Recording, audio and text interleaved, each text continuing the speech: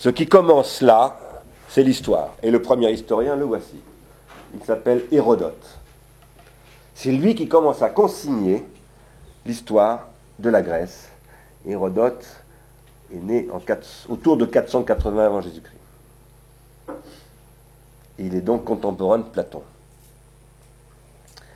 Et on lui a succédé, ça c'est un extrait de l'enquête d'Hérodote, de l'Historia, je veux dire enquête. Et lui a succédé Thucydide, dont on pourrait dire que c'est le véritable fondateur de l'histoire, parce que Thucydide, bon, Hérodote commence à raconter des histoires, si je puis dire, des anecdotes presque. Il raconte assez fidèlement, mais il n'a pas de méthode d'établissement des faits. Tandis que Thucydide lui va poser les problèmes de comment on vérifie ses sources, si je puis dire, on dirait aujourd'hui. Hein. Aujourd'hui, d'ailleurs, qui emploie cette expression de vérifier les sources ? La presse. C'est-à-dire que depuis, quelque chose est apparu qui s'appelle la presse. Ça n'existe pas à l'époque des Grecs. Les historiens aussi, mais maintenant la presse. Dans toute la ferveur de Bettencourt, il y a toute une question d'accès aux sources, interdiction d'accès aux sources, etc., etc. On est aujourd'hui poursuivi en France quand on va accéder aux sources de la vérité. Et voici ce qui surgit dans ce processus inouï que je viens de vous décrire. Regardez ça, c'est quand même sidérant.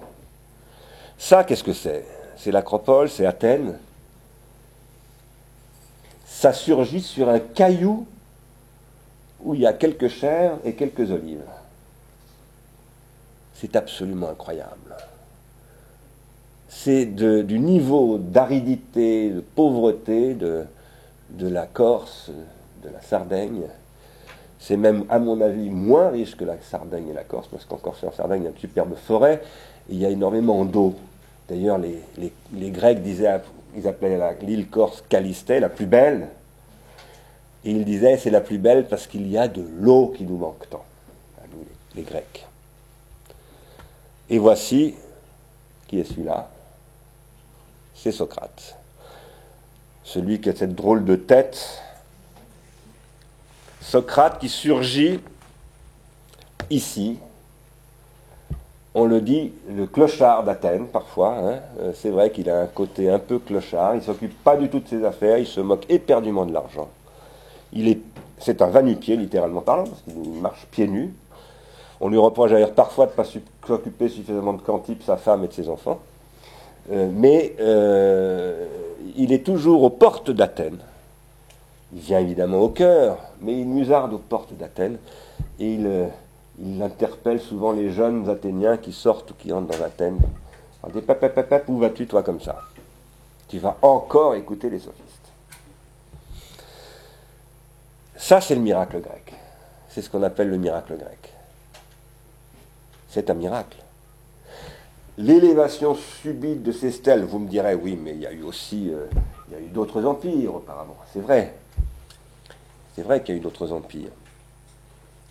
Mais cette finesse, ce raffinement qu'on va trouver chez les Grecs, et qu'on retrouve dans les dialogues de Platon, dans les tragédies de Sophocle, etc., et dans tant d'autres choses, et en particulier dans la géométrie, dans le droit, que nous utilisons toujours. Ça, c'est proprement grec, et c'est ce miracle donc dans lequel apparaît Socrate. Et c'est toujours Socrate, et ça, c'est son élève Platon. Un de ses élèves, le plus connu. Il y en a d'autres, Xénophon, et beaucoup d'autres, qui vont créer des écoles socratiques, dont on parlera peut-être plus tard dans ce cours. Qu'est-ce que la Grèce ? C'est un état de changement permanent. Ça n'arrête pas de changer. Ça n'arrête pas de parler. Les malveillants diront de blablater. Tu causes, c'est tout ce que tu sais faire. C'est ce que disait la servante de Thalès d'ailleurs. Il disait tu causes, tu regardes les étoiles et tout ça, puis un jour tu tombes dans le puits. Bon, il ferait mieux de t'occuper de tes affaires. Ah oui, peut-être, mais en même temps, s'il n'y avait pas eu Thalès, il n'y aurait pas cet ordinateur. Il n'y aurait pas ce vidéoprojecteur et vous ne seriez pas là. Donc il cause, c'est pas tout ce qu'il sait faire. Il sait causer, mais il sait faire aussi d'autres choses qui passent par le logos, c'est-à-dire par la parole. Et il vaut mieux causer que se battre, d'ailleurs. Le miracle grec, c'est une forme de paix aussi. de pacification. C'est des combattants, les Grecs, bien entendu. Mais à l'intérieur de leur espace, ils essayent de substituer au conflit mortel des concurrents l'émulation bénéfique des citoyens. C'est pas du tout la même chose. Ça ne veut pas dire qu'avant les Grecs, les sociétés ne changent pas, bien entendu. Les Mycéniens, les Mésopotamiens, les Égyptiens, ce sont aussi des civilisations, les Chinois aussi, au même moment, des civilisations qui se transforment, mais pas exactement dans les mêmes conditions. Et puis alors avant les empires, ce qu'on appelle les grands empires ou les empires hydrauliques, parce qu'ils sont fondés sur la canalisation de l'eau et la maîtrise de l'irrigation, ces empires, c'est pour ça qu'on les appelle parfois les empires hydrauliques. Ces empires, eh bien ils changent, oui, mais ils ne changent pas du tout à la vitesse d'Athènes. Athènes, c'est une accélération foudroyante du changement. Je dis Athènes parce qu'à un moment donné, la Grèce devient Athènes. La Grèce, c'est ce que je vous ai montré tout à l'heure, c'est tout le bassin méditerranéen, mais à un moment donné, il y a une cité, moins de 400 000 âmes, moins de 1000 fois Épineuil, ce qui n'est quand même pas beaucoup, qui devient la source de tout cela, le foyer de tout cela. Tout cela, c'est-à-dire un processus de crise chronique où la crise n'arrête pas d'engendrer une autre crise, mais ces crises qui engendrent des crises engendrent des critères, c'est-à-dire du savoir, de l'expérience, une expérience critique, autrement dit, une civilisation extrêmement puissante dont surgissent donc ces philosophes.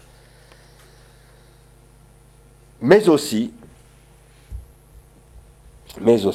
c'est ici qu'apparaissent les sophistes et que, à l'époque de Socrate, apparaît, à l'époque de Périclès, voilà Périclès, le grand chef grec, le modèle pour les Grecs du chef politique, qui était aussi un général, un militaire. À cette époque-là, les grands chefs politiques étaient toujours des grands chefs militaires aussi. Je vous signale qu'être citoyen, ça voulait dire d'abord aller se battre. Platon, Socrate, tous se sont battus, ils étaient hoplites, comme on les appelle, c'est-à-dire fantassins. Ils se battaient avec une épée, c'était pas de la rigolade, hein. Et il y avait beaucoup de morts. Bon. On n'était pas citoyen si on n'était pas capable de ça. C'est d'ailleurs ça qui faisait la différence entre le citoyen et l'esclave. Hein. C'était celui qui ne sacrifierait jamais sa liberté à sa vie. Hein. Il préférait être mort que captif. Ce sont des seigneurs, il faut parler dans les termes. Ce sont des nobles. Ils se désignent eux-mêmes comme des nobles. C'est-à-dire que la noblesse ici, ça ne désigne pas la noblesse de Marie-Antoinette, ça désigne une certaine attitude devant la mort qui fait qu'on préfère mourir que d'être aliéné. Eh bien, à l'époque de Périclès, Athènes commence à aller mal.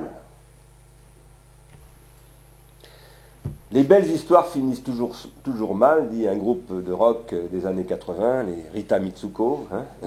Les histoires d'amour finissent mal. Aragon le disait autrement, il n'y a pas d'amour heureux, mais c'est notre amour à nous deux, disait-il en plus, ajoutait-il. Eh bien, l'histoire d'Athènes tourne au vinaigre à l'époque de Socrate et de Périclès. Elle tourne au vinaigre pour des tas de raisons sur lesquelles je reviendrai plus tard, et qui sont liées à des facteurs économiques. Il y a une crise économique, parce qu'il y a une économie, bien entendu. On n'est pas au paradis chez les Grecs. Il y a une économie, il y a des échanges monétaires, il y a des échanges de marchandises, il y a aussi des sécheresses, il y a des crises agricoles, il y a tout ce qu'on veut. Il y a des changements qui sont liés au développement de la métallurgie, etc. Il y a une monnaie qu'on tient des rois de Lydie. Et cette crise se combine avec une crise politique, une crise, je dirais, affective, une crise du désir. À un moment donné, Athènes, ici, qu'est-ce que vous voyez? C'est une représentation évidemment du XVIIIe siècle, mais qu'est-ce que représente cette scène? C'est Périclès, vous le voyez là avec son casque. Il a toujours un casque parce qu'il a une malformation du crâne, et donc il ne veut pas qu'on voit son crâne. Donc il porte toujours un casque, et comme ça lui donne cet air martial extraordinaire. C'est un être extrêmement viril. Il est avec son épouse très célèbre d'ailleurs, ici, c'est elle. Ils sont chez Phidias, dans l'atelier de Phidias. C'est un sculpteur. Et ça, c'est Sophocle. Sophocle est contemporain de Périclès et de Socrate. Sophocle, Socrate et Périclès vont au théâtre ensemble, par exemple. Ils s'asseyent sur les marches sur les gradins, plus exactement, des théâtres d'Athènes. Ils regardaient ensemble. Vous imaginez ça? Héraclès, Socrate et Sophocle ensemble. Ça, c'est encore Sophocle. Qui est Sophocle? Vous le connaissez tous. Hein, vous avez tous entendu parler d'Oedipe. Et ça, c'est Socrate. Tiens, il me manque quelque chose, Caro. Il me manque des trucs. Non, il ne me manque rien du tout. C'est moi qui me trompe. Il ne me manque rien du tout. La crise que Sophocle, qui est l'auteur d'Oedipe, Oedipe la colonne, Oedipe tyran ou Oedipe roi, et de très nombreuses tragédies dont nous n'en avons conservé que 7, si je me souviens bien. Les autres ont toutes été perdues, peut-être dans l'incendie d'Alexandrie, peut-être autrement, dans des sacs aussi qui ont été faits, parce que régulièrement, quand on faisait la conquête d'une civilisation, on détruisait absolument tout. Il n'y a pas que Bush qui était barbare. Parce que Bush a détruit tout ce qui restait de la Mésopotamie, il faut quand même savoir ça, hein. Enfin, pas tout, mais... Donc Bush, en arrivant en Irak, s'est comporté comme un véritable barbare. Il a dit, allez hop, pillez tout. Comme si on n'était pas devenu un peu civilisé depuis l'époque des grandes mises à sac des empires. Bon, enfin. En tout cas, Sophocle est très connu, en particulier pour un texte qui s'appelle Oedipe tyran. Il est très connu aussi pour Antigone, peut-être même plus connu pour Antigone. Je dois dire d'ailleurs que pour moi, la plus grande tragédie, c'est Antigone, c'est pas Oedipe tyran. Mais Oedipe tyran est devenu très célèbre, d'abord parce qu'on parle d'Oedipe et qu'Oedipe a été rendu célèbre par Freud, mais également parce que Oedipe tyran pose le problème de la tyrannie. Athènes, à la fin du 5e siècle avant Jésus-Christ, est confrontée à un nouveau problème qui s'appelle la tyrannie. Cet espace qu'est la Politeia va mal, et il y a des conflits de personnes, on dirait presque, qui conduisent à la démesure de chefs politiques qui deviennent des tyrans. Oedipe est un tel tyran. C'est ce que dit le texte de Sophocle. Il dit à un moment donné à Oedipe, le cœur lui dit, mais arrête de te croire absolument infaillible. Tu te trompes comme nous tous. Tu as perdu la mesure de ton pouvoir. Antigone dit la même chose à Créon, qui est son oncle. Elle dit, arrête, et le fils de Créon lui-même dit, mais enfin, est-ce que tu entends ce que disent les citoyens de toi? Ils disent que tu as perdu la tête. Tu es devenu un tyran. C'est ça le tyran. Le texte grec, Oedipus tyrannos, c'est pas un roi, hein, on a dit rei, ça vient, roi c'est rei, mais c'est Oedipe tyran, le texte exact. Hein, il y a un très bon texte de mon ami Jean l'Auxerrois, qui a retraduit d'ailleurs les textes de Sophocle, qui explique pourquoi il faut traduire par Oedipe tyran. Quoi qu'il en soit, Athènes va mal, comme nous. Pas seulement les Français ou les Italiens. Hein. Toute la planète va mal en ce moment. Mais nous, peut-être un peu plus que la moyenne. Et ça conduit, en effet, à cela. C'est-à-dire à la mort de Socrate. Ça conduit à une période de procès. Il n'y a pas que Staline qui a organisé des procès, il n'y a pas que le totalitarisme et le XXe siècle qui ont organisé des procès, les Grecs ont organisé des procès. Tout à coup, la machine juridique grecque se met à dysfonctionner. À l'époque de Socrate, il y a 300 procès qui sont menés contre des personnages comme Socrate. Il n'y a que Socrate qui en mourra, d'après ce que j'en sais en tout cas. Il n'y a que lui qui préférera mourir que de se dédire. Les autres seront tous on leur accordera l'exil à condition qu'ils admettent leur culpabilité. Il dira non, non, non, je vais pas. Vous n'allez pas me faire mentir, moi qui ai toute ma vie dit qu'il ne faut pas mentir, je préfère mourir que de mentir. Donc il mourra. Si j'ai proposé ce cours, il y a des tas de raisons. J'habite ici, j'ai envie de connaître les gens d'ici, d'être utile à la jeunesse de cette région, si jamais c'est possible. Peut-être qu'un jour on pendra sur la place d'Épinal, bon, comme Socrate, on verra bien. En tout cas, si j'ai fait cela, il y a toutes ces raisons-là, mais il y en a une plus fondamentale, c'est que je pense que toutes les questions qui sont à l'origine de la philosophie, qui conduisent à la mort de Socrate et à une crise qui n'est pas seulement la mort de Socrate, parce qu'après tout, on pourrait dire, bon, la mort de Socrate, ça arrive, hein, bon, c'est vrai. Mais c'est pas seulement ça, c'est la guerre civile, ce sont des massacres, ce sont des assassinats, ça commence à aller extrêmement mal de toutes parts. Hein, bon. C'est la violence, c'est ce que les Grecs appellent la stasis, c'est-à-dire la guerre de tous contre tous. On n'a plus confiance dans les autres. On se balade avec un couteau sous le manteau en se disant qu'est-ce qu'il va me faire. C'est ça hein, qui est en train de se mettre en place, qui se répétera avec les Romains, alors à un niveau bien pire encore. De cela va surgir la philosophie qui va essayer de produire des modes de vie nouveaux, hein, d'inventer des règles de vie nouveaux. La philosophie, c'est une façon de vivre, un style de vie. C'est d'abord ça la philosophie. Ce ne sont pas d'abord des théories, les philosophies. Ce sont d'abord des façons de vivre, des savoir-vivre. On propose de vivre de telle manière. Et ça va être merveilleusement riche, mais en même temps, je pense que ça a ses limites. Donc, ce que je veux faire dans ce cours, ce n'est pas simplement une apologie de Platon, et non seulement de Socrate, puisque ce cours porte sur Platon, c'est pas simplement une apologie de Platon, c'est une critique de Platon. Alors vous allez peut-être dire, mais qui c'est ce petit bonhomme, pour qui se prend-il? Ben oui, mais il n'y a pas que moi, je m'appuie sur d'autres, je ne suis pas le seul à critiquer. C'est ça la philosophie, c'est la critique. Un philosophe a un rapport aux autres philosophes qui est toujours critique. Sinon, ce n'est pas philosophe. Philosopher, c'est critiquer. Mais alors, pour critiquer, il faut d'abord aimer. On ne peut pas critiquer ce qu'on n'aime pas. Il faut aimer Platon, il faut apprendre à l'aimer. On n'aime pas toujours spontanément. J'aime bien toujours rappeler que les trois mousquetaires commencent par un conflit entre ces quatre personnages que sont les trois mousquetaires, et que Aramis et D'Artagnan se battent en duel, et au début, ils ne s'aiment pas du tout. Alors, ils vont vite tomber amoureux l'un de l'autre, mais souvent les histoires d'amour commencent par des conflits. Il faut critiquer ce que l'on aime. C'est ça, aimer. Qui aime bien châtie bien, dit l'adage populaire. Hein. Quand on ne critique jamais, qu'on dit amen à tout ce que dit l'autre, c'est qu'on se moque de l'autre. Parce qu'on n'est jamais absolument d'accord avec tout ce que fait l'autre. Hein. Cela étant, moi j'aime beaucoup la philosophie, y compris parce que la philosophie, ça veut dire l'amour de la sagesse et l'amour de la sagesse. Mais je pense qu'il faut aujourd'hui porter un regard neuf sur la philosophie naissante à l'époque grecque. Je pense qu'il faut porter ce regard neuf parce que si nous voulons sortir de la crise dans laquelle nous vivons maintenant, et qui est encore bien plus grave que la crise des Athéniens, incommensurable. Les bienheureux d'Athéniens n'ont pas de bombe atomique. Par exemple.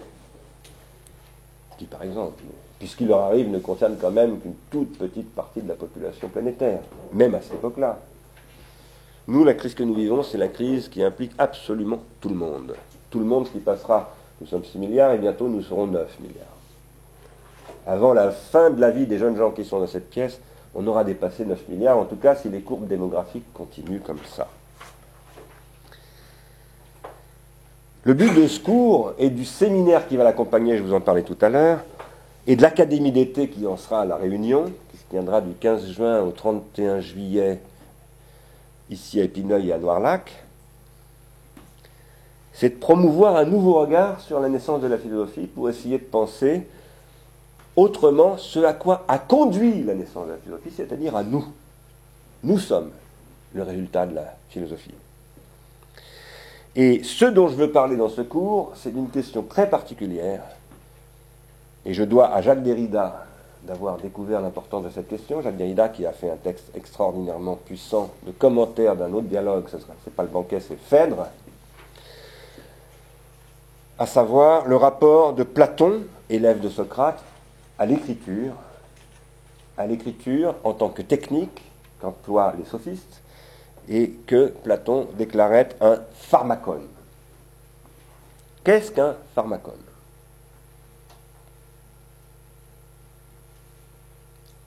Pharmakon en grec, si on voulait traduire directement de la manière la plus indubitable, ça veut dire drogue. Mais ça veut dire drogue au sens ancien du mot, avant qu'il y ait des marchands de drogue, avant qu'il y ait des dealers.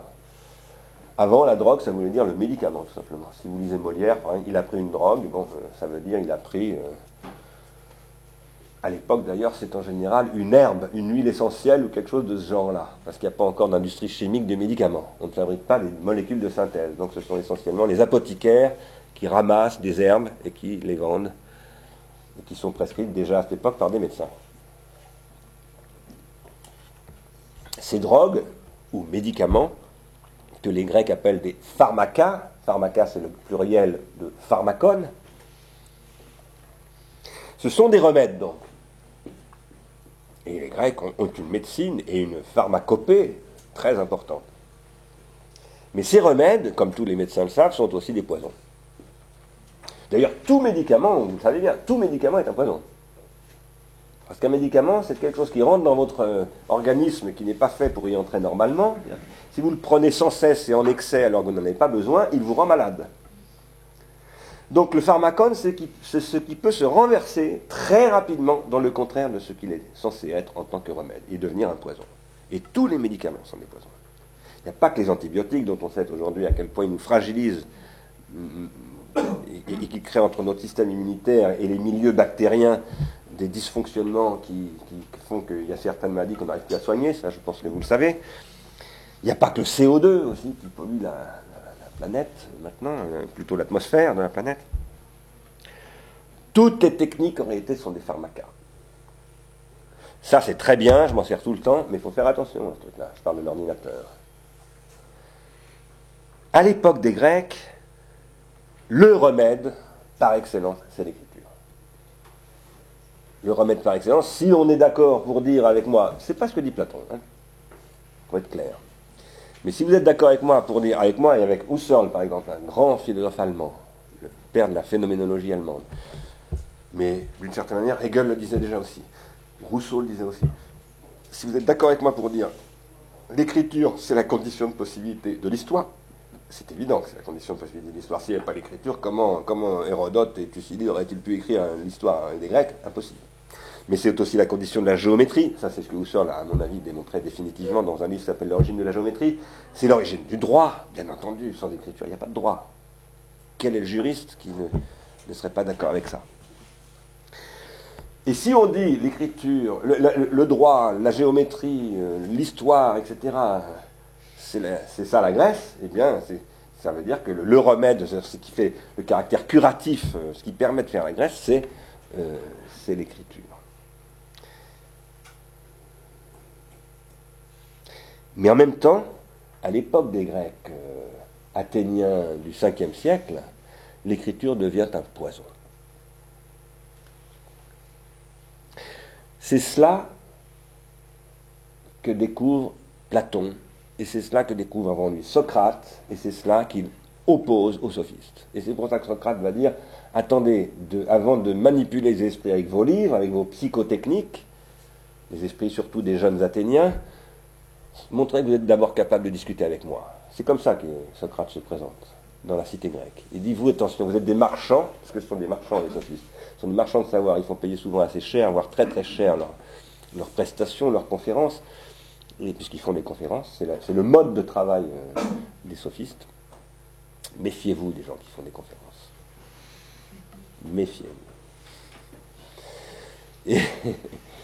Et ces sophistes, ces faiseurs de conférences, ces blablateurs,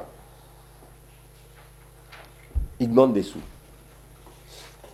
Mais Socrate leur dit, vous demandez des sous, pourquoi faire? Pour empoisonner vos malades, dont vous d'ailleurs, vous faites des gens dépendants, qui vont venir vous écouter comme des moutons, et qui vont bêler comme vous. Vous êtes des manipulateurs de l'esprit. Vous avez trahi l'esprit grec, le logos. Si je vous parle de ça, à vous, si je le dis à nous, parce que je me le dis à moi-même aussi, c'est parce que nous-mêmes, nous vivons une épreuve pharmacologique. Nous, les êtres du XXIe siècle, en particulier depuis 2008, nous découvrons que tout ce que nous pensions être notre puissance, notre extraordinaire domination mondiale, nous les Occidentaux en particulier, qui sommes si arrogants, si prétentieux, et si ignorants de notre petitesse face à ce géant chinois, par exemple, qui n'est pas simplement, comme l'avait dit un jour une première ministre française, comme les Japonais, des fourmis. La Chine, c'est une énorme civilisation. Le Japon, magnifique. Vous ne pouvez pas trouver plus civilisé et plus policé qu'un Japonais, plus charmant et délicieux qu'un Japonais. Maintenant, si vous êtes en guerre avec un Japonais, bon courage. Parce que lui, il ne se pose pas de questions. S'il faut mourir pour la patrie, il n'y a pas d'hésitation. Nous découvrons, nous les Occidentaux du XXIe siècle, surtout après 2008, après que General Motors a perdu 95% de sa valeur en 3 mois. General Motors, qui était la grande entreprise américaine qui dominait le monde entier, qui a été nationalisée comme une pauvre coopérative agricole à laquelle le Conseil général dirait tiens, allez, on va réinjecter 30 000 euros et on va prendre une participation majoritaire.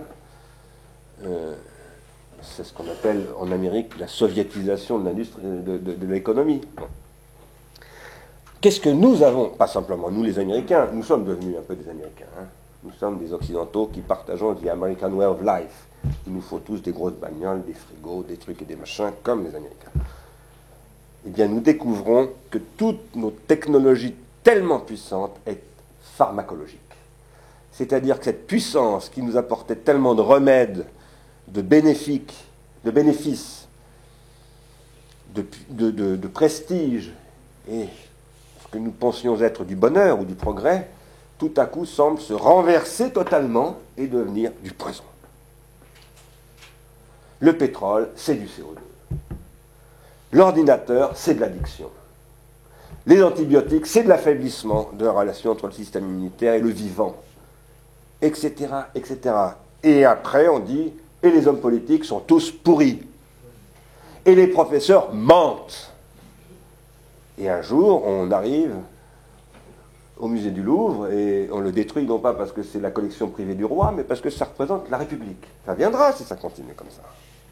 On brûlera ces tableaux magnifiques. C'est un David, ça.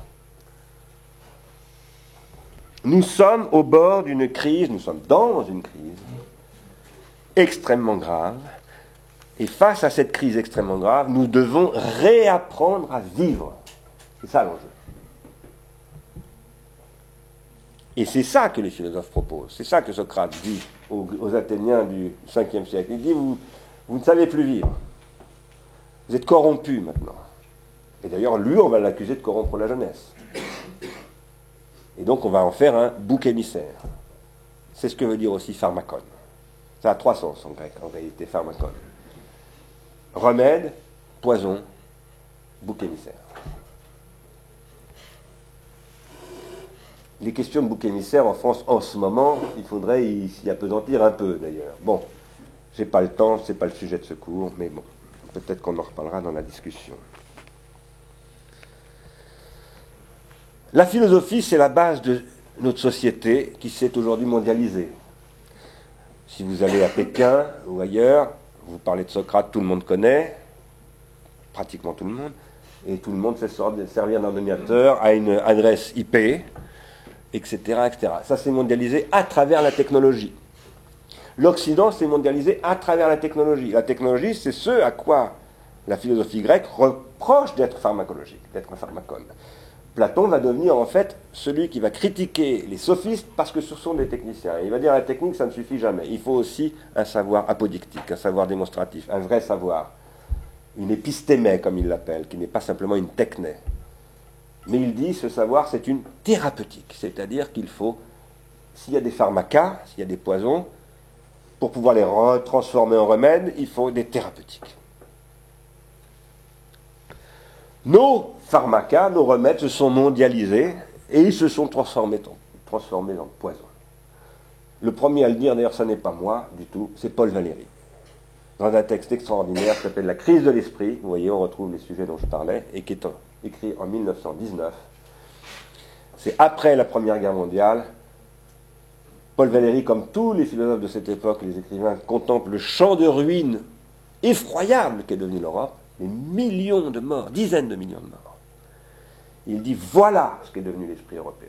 Ça a conduit à ça, à la mort industrielle, à la mort administrée avec l'aide des physiciens, des mathématiciens, des chimistes, etc., etc. Quant à nous, en 2008, nous sommes plutôt au cœur d'une guerre mondiale. Moi, je dis que nous sommes dans la 3e guerre mondiale, mais c'est une guerre économique, qui fait des victimes à Montluçon ou ailleurs, des chômeurs, parfois des morts aussi. Il y a parfois aussi des guerres collatérales, si j'ose dire, des vraies guerres, qui en sont le prix à payer, beaucoup au Proche-Orient, notamment au Moyen-Orient, mais aussi dans beaucoup d'autres pays. Il faut que j'accélère, car je devrais m'arrêter maintenant. J'ai presque terminé mon cours, mais tout de même, je voudrais quand même finir de vous présenter un peu la Grèce.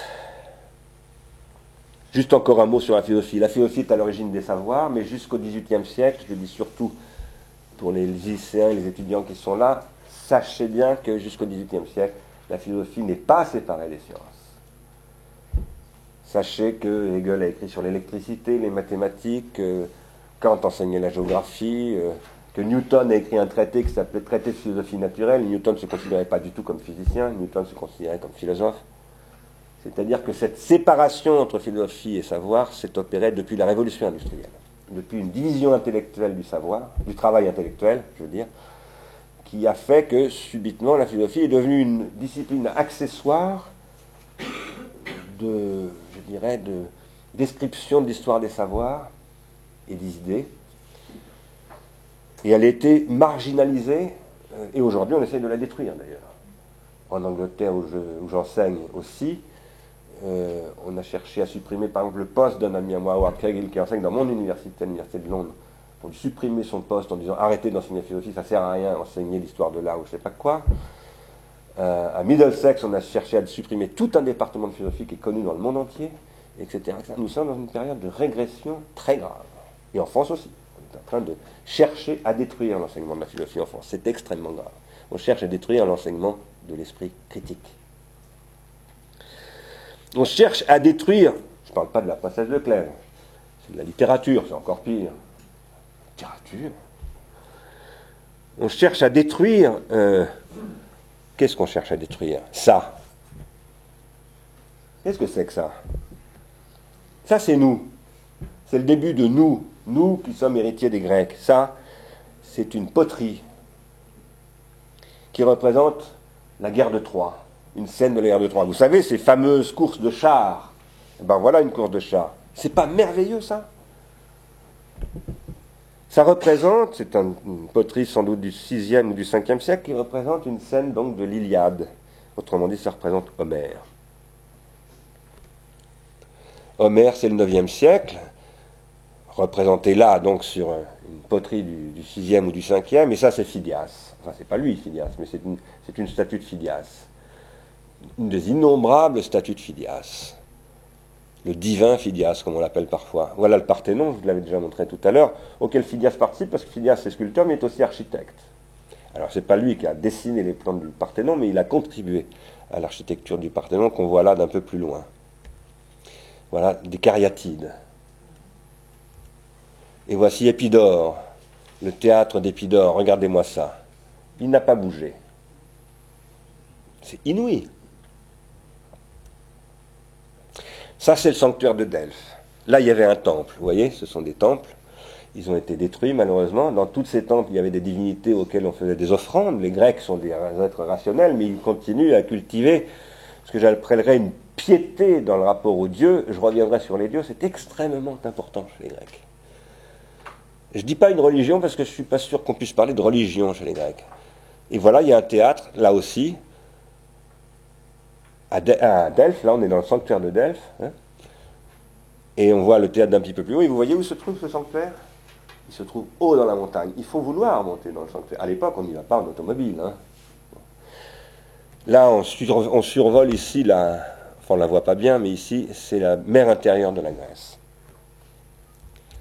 Ça, c'est un stadium qui se trouve tout en haut d'Épidore, pardonnez-moi, pas d'Épidore, de Delphes, au-dessus des temples qui sont dédiés à toutes ces divinités grecques. Il y a ce stade sur lequel il y a des concours, car les Grecs sont sans cesse en train d'essayer de s'améliorer. Ce sont des aristocrates, mais pas au sens de la révolution de 89. Ils croient au pouvoir du meilleur. Et ici, je n'oppose pas aristocratie et démocratie. Je dis qu'ils cherchent à sans cesse... Ce sont des mélioristes, dirions-nous dans un langage moderne. Ils pensent que ça peut toujours s'améliorer, qu'on peut toujours aller plus loin, à condition de ne pas se prendre pour un dieu. à condition d'avoir la mesure, de savoir que donc ils ont des temples qu'ils vouent à des dieux pour ne jamais oublier qu'ils ne sont pas des immortels, qu'ils ne sont pas des dieux, qu'ils se trompent toujours, qu'ils sont pharmacologiques, que tout ce qu'ils font peut toujours se retourner contre eux. Alors voici, qu'est-ce que c'est ça? C'est un autre vase grec. Ce n'est pas un vase, c'est une assiette grecque. Et qu'est-ce qu'on y voit? Oedipe et le Sphinx. Oedipe, comme vous voyez, c'est un voyageur, il est habillé en voyageur, là. Hein. Il arrive aux portes de Thèbes, et le Sphinx lui dit, si tu veux soigner cette cité, réponds à ces questions. On y reviendra. Le voilà représenté par David, c'est pas David, c'est par, comment vous dites?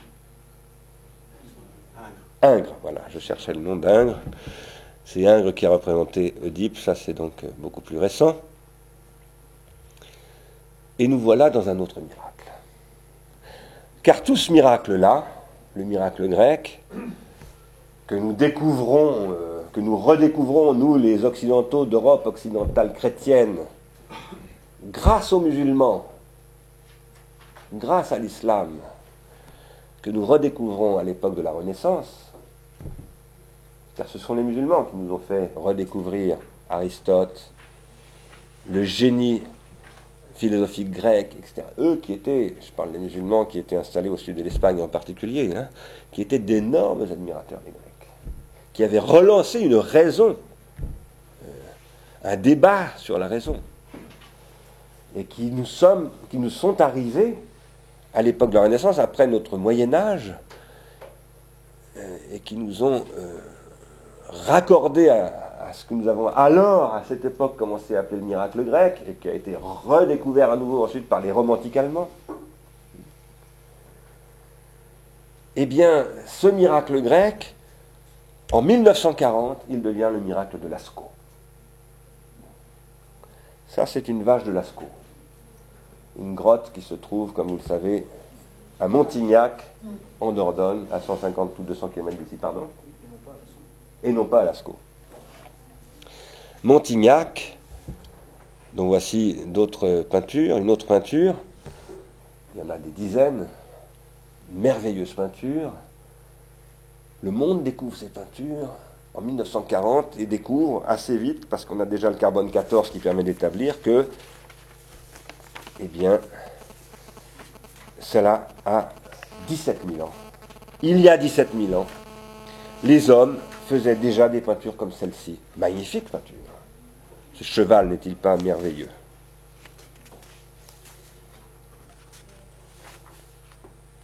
Je vous introduis ici à la question du nous préhistorique.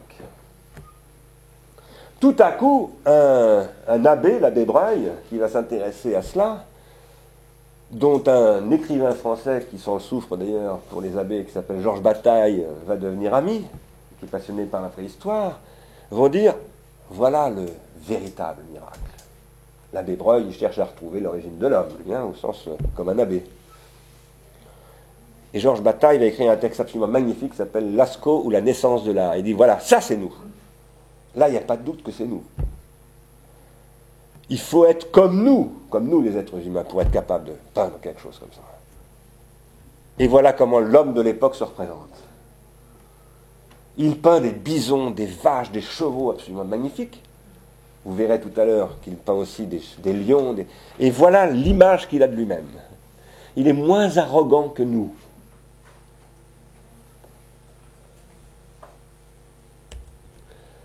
Ça, ce sont des bisons fameux de Lascaux. Eh bien, ces extraordinaires peintures rupestres, peintes dans un boyau, ou pour peindre, j'y suis allé à Montignac, tu es venu d'ailleurs, non? Et nous avons discuté avec le peintre qui a fait Lascaux II, et qui a reconstitué toutes les techniques de peinture, pour pouvoir, ce peintre qui s'appelle Renaud Sanson, un type extraordinaire qui est tombé fou de Lascaux, il est devenu fou. Littéralement. Il était peintre, il se baladait, il a vu Lascaux. Il a dit, je ne bouge plus d'ici. Et il s'est dit, maintenant je veux reproduire Lascaux. Ce peintre a découvert comment on pouvait peindre. Il fallait peindre à la graisse de bison, à la graisse de phoque, enfin pas de phoque, mais à la graisse animale. Et il était... Parce qu'on ne voyait rien. Donc toutes ces peintures ont été peintes à une époque où il n'y avait évidemment ni électricité, ni bougie, ni quoi que ce soit, à la lampe à huile, avec une graisse qu'on fondait. C'est inouï, absolument inouï. Et donc on s'est dit, en 1940, c'est là que ça commence. Nous, c'est là. Avant Oedipe, il y avait ça. Et puis maintenant, en 1994, des spéléologues découvrent la grotte Chauvel. Et ça, je ne voudrais pas dire que c'est encore plus beau.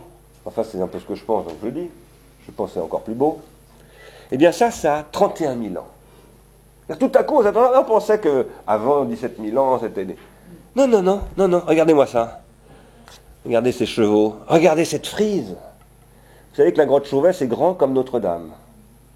Et que pour faire ces peintures, il fallait faire des échafaudages. C'était extrêmement dangereux. Tout ça dans le noir. Regardez ces lions. C'est inouï. On croirait des bas-reliefs de l'époque grecque. Eh bien tout ça, ce rhinocéros.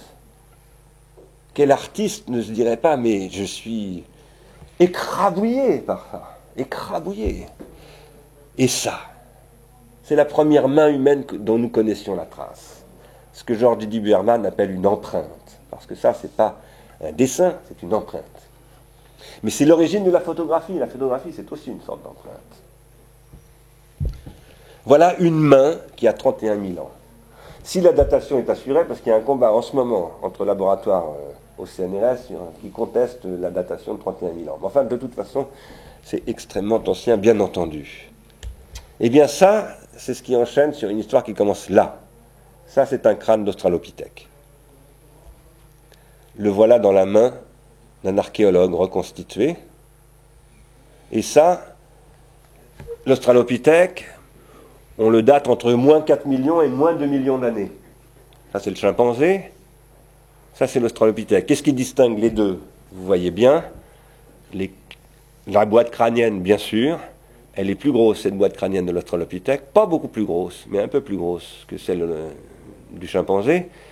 Mais je dirais que moi, la première chose qui me frappe, c'est que la régression des canines. Et vous voyez que là, c'est nous, ça.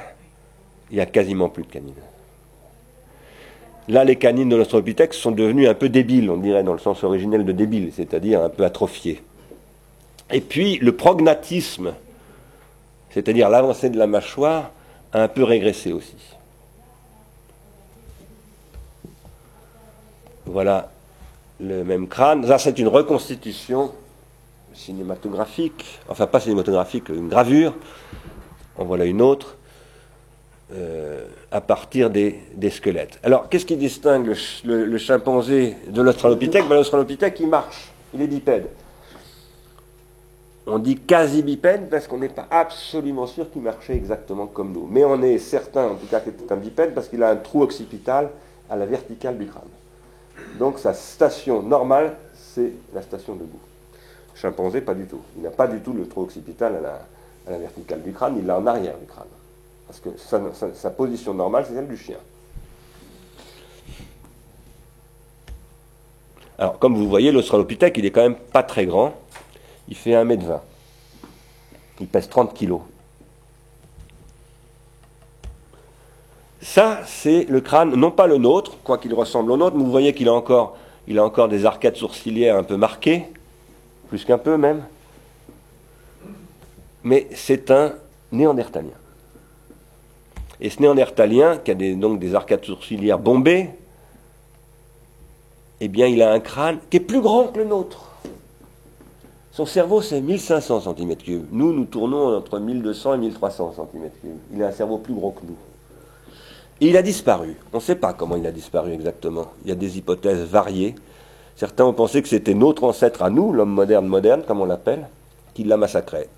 D'autres disent qu'il est tombé malade, d'autres disent qu'en fait, il n'a pas vraiment disparu, qu'il a réellement fusionné avec l'homme moderne. Enfin, ça, c'est une vaste question. Il n'y a pas d'accord du tout entre les scientifiques, donc je me garderai bien. Ça, c'est une petite fille australopithèque.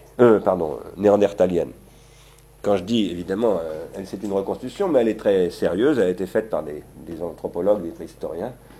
Elle est extraite d'un film qui a présenté l'histoire de ces êtres-là. Et si vous demandez aux grands préhistoriens actuels s'ils sont d'accord avec cette image, ils disent oui, grosso modo, ouais, ça ne nous pose pas de problème de représenter comme ça le néandertalien. Ça nous ressemble. Moi, je l'adopte tout de suite, cette petite fille. Elle est mignonne comme tout. Voilà, ça, c'est son squelette. Et ça, c'est son grand-père, si j'ose dire. Je tenais à vous le montrer. Tiens, on l'a pas recadré.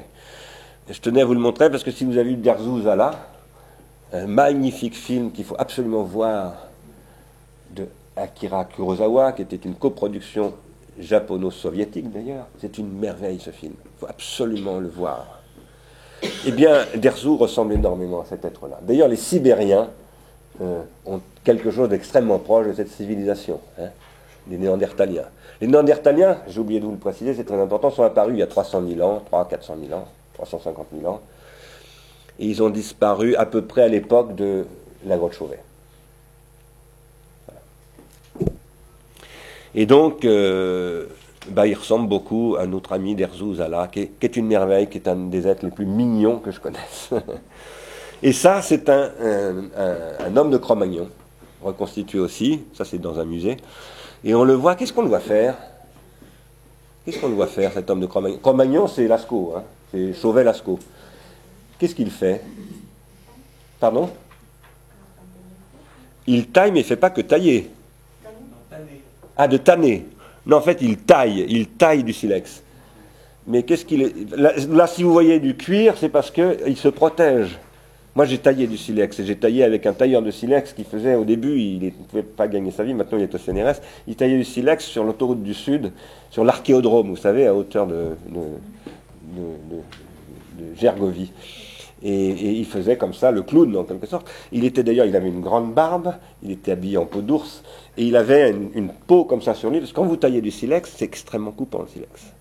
Et le plus grand danger pour le tailleur de silex, c'est les yeux. Les éclats de silex, ça vous crève un œil très facilement. Mais donc, ils se protégeaient avec des peaux de cuir pour tailler. Mais ce qu'on voit là, c'est un tailleur de silex adulte qui apprend à un tailleur de silex enfant. C'est la première scène d'apprentissage que l'on connaisse. Et ce n'est pas un enseignement, car pour moi, un enseignement, ça repose sur la rationalité et la démonstration, et la testation par les pairs et la critique.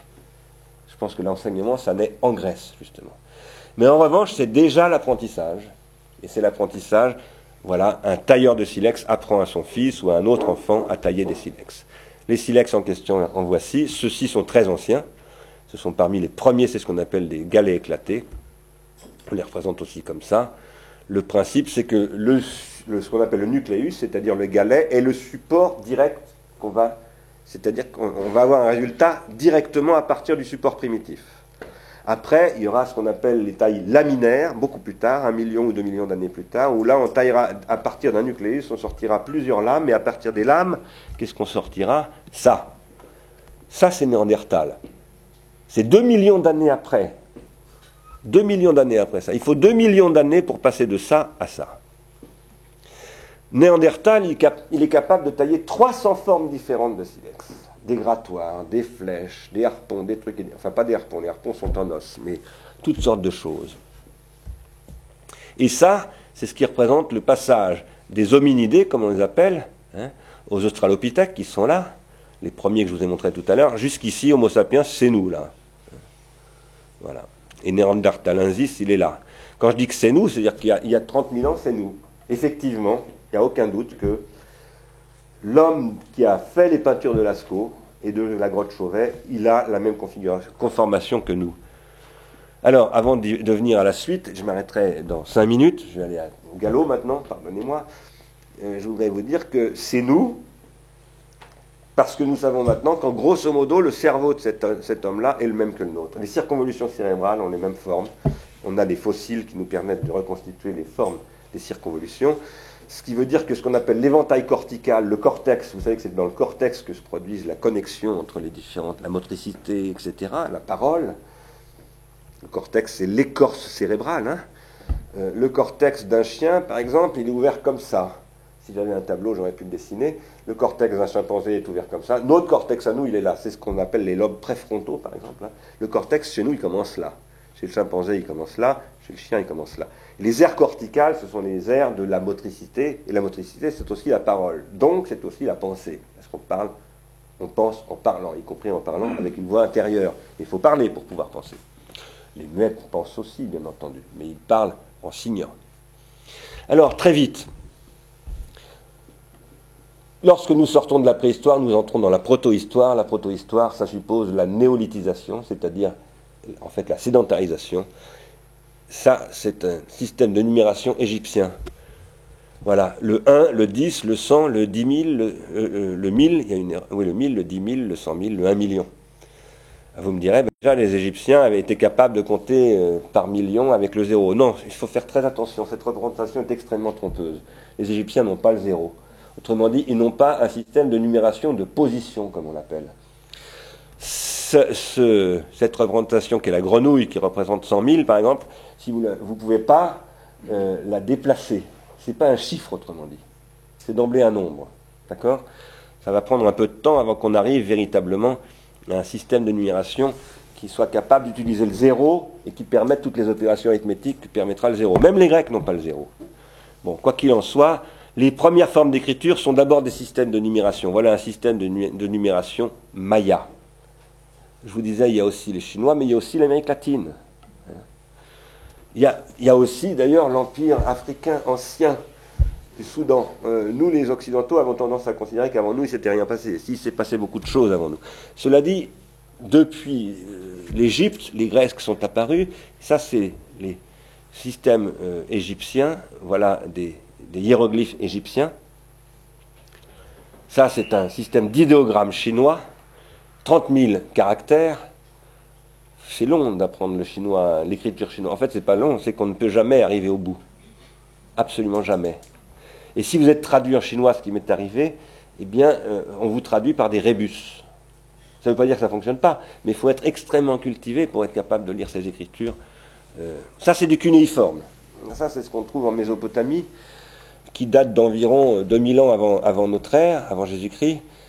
Voilà encore du cunéiforme. Ça, c'est du cunéiforme gravé, pardon, pas gravé, disons, imprimé dans des tablettes d'argile qui sont ensuite séchées et cuites.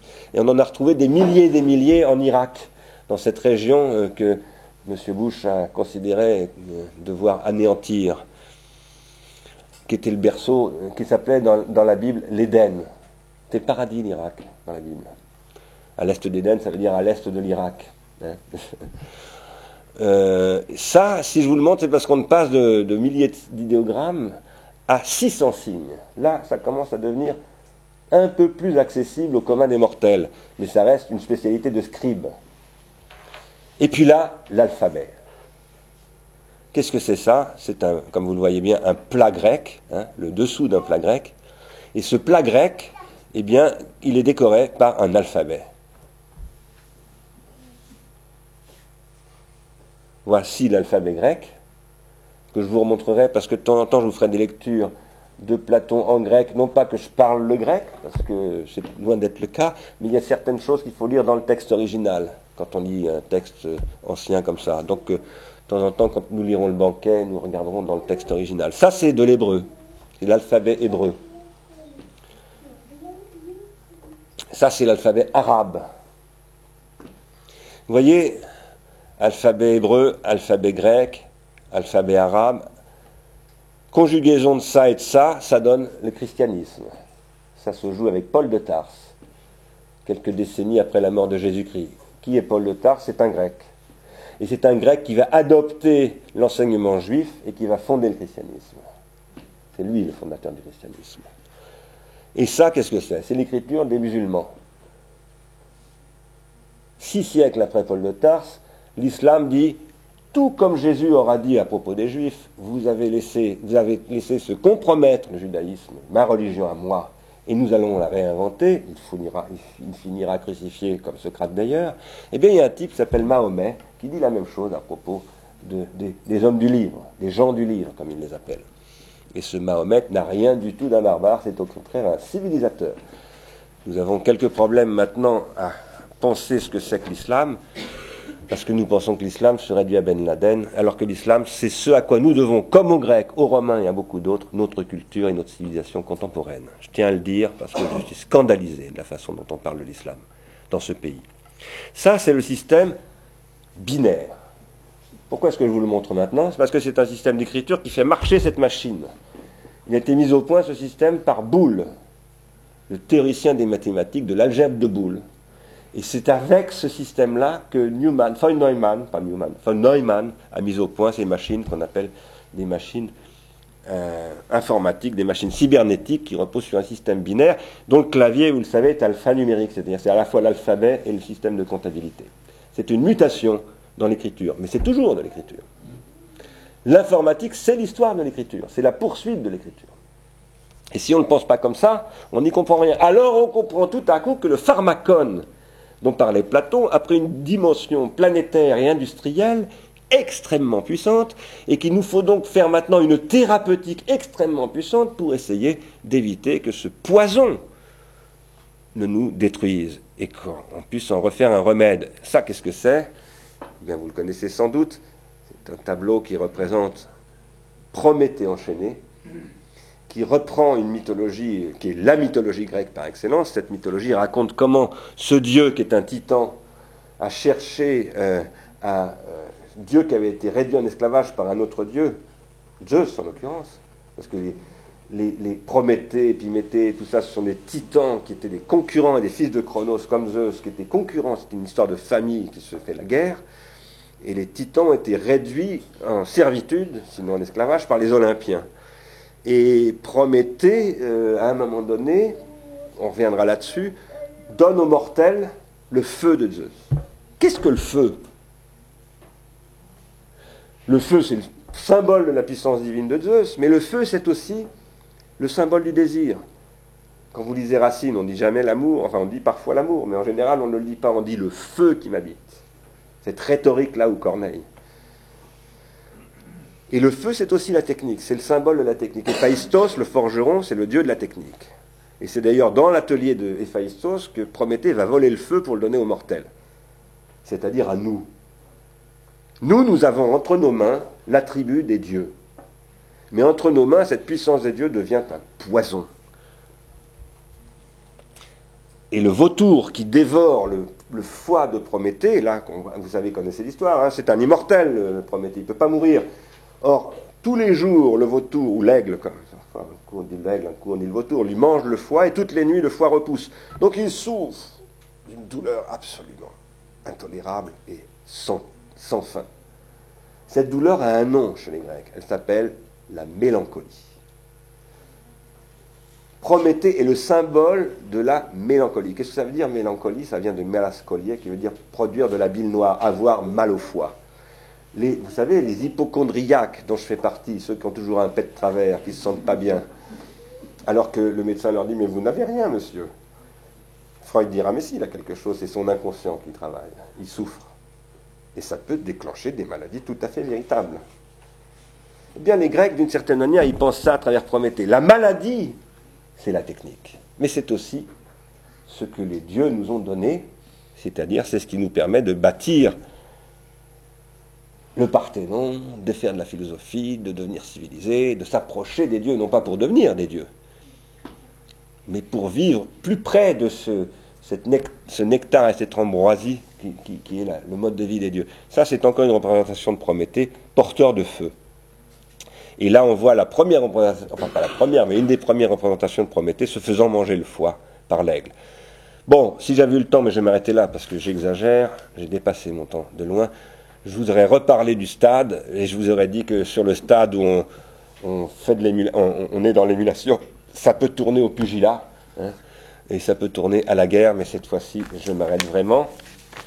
On va faire une petite pause, si vous voulez bien, rafraîchissante et aérante, et puis je vais proposer aux lycéens et aux étudiants qui sont là qu'on se retrouve un petit peu à part, j'aimerais bien les rencontrer, un quart d'heure, et si vous voulez bien, on reprend, disons, à 5h25, et là on ouvre une discussion, tout le temps que vous voulez, si vous avez le courage, et si l'école de Clinoy vous accueille. Merci.